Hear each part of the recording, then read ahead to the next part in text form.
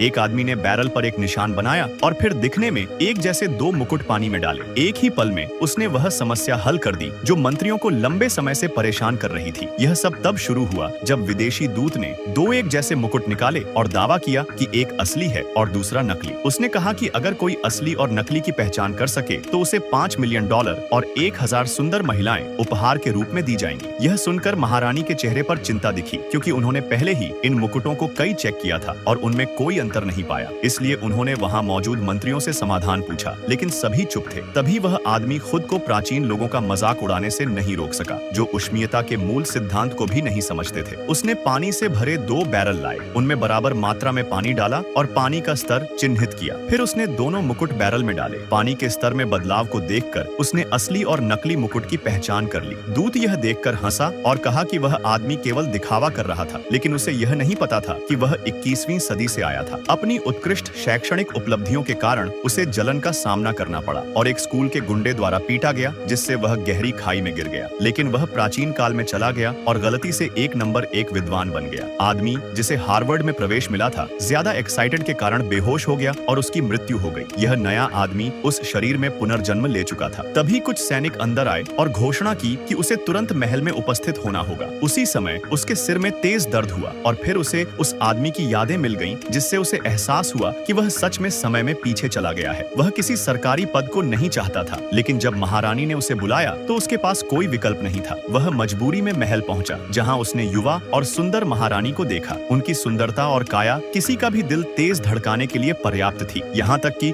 उनके शाही वस्त्र भी उनके आकर्षण को छिपा नहीं पा रहे थे। अचानक महारानी और उनकी दासियों ने उस आदमी के विचारों को सुन लिया। दासियों को लगा कि कोई हत्यारा छिपा हुआ है और उन्होंने तुरंत सैनिकों को जगह की तलाशी लेने का आदेश दिया। जब कुछ भी नहीं मिला तो महारानी को एहसास हुआ कि आवाज वास्तव में उसी आदमी के दिमाग से आ रही थी। उन्होंने जिज्ञासु होकर उससे पूछा कि क्या दोबारा तलाशी ली जाए। उस आदमी ने सोचा, यह तो बस एक युवा महारानी है, लेकिन उसके विचार अभी भी महारानी तक पहुंच गए। महारानी ने हल्की मुस्कान के साथ पूछा कि क्या उसे कोई शिकायत है। वह आदमी चौंक गया और जल्दी से मना कर दिया कि उसे कोई शिकायत नहीं है, लेकिन वास्तव में वह कोई बड़ा पद नहीं चाहता था, बल्कि सिर्फ एक आसान नौकरी चाहता था। लेकिन महारानी ने तुरंत उसे महल का सेवक बना दिया। यह सुनकर उसका सिर चकरा गया। महल का सेवक मात्र एक नौकर का पद था। यह व्यवस्था इतनी सीधी नहीं थी, लेकिन उसने ठान लिया था कि चाहे जो हो जाए वह महारानी के हाथों नहीं फंसेगा। उसे पूरा यकीन था कि यह महारानी वास्तव में उसे अपना नहीं बना सकती।